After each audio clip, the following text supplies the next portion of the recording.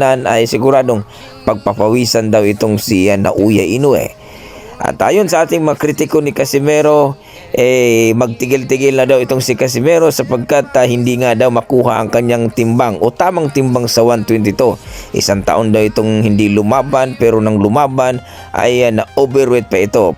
Paano daw siya lalabanan ni Naoya Inoue na hindi naman daw niya makuha ang tamang timbang? Tama daw ito magtraining lang daw ito kapag may laban, kaya hindi daw ito madaling makakuha ng laban sapagkat wala daw itong promoter ngayon. Kung babalik daw siya sa MP sa pangalaga ni Sean Gibbons ay posible daw na mapalaban sa dito sa mga bigating boksingero. At posible pa daw ito mga idol na magiging world champion uli o magiging 4 division world champion dito sa Super Bantamweight Division kung babalik ito sa MP.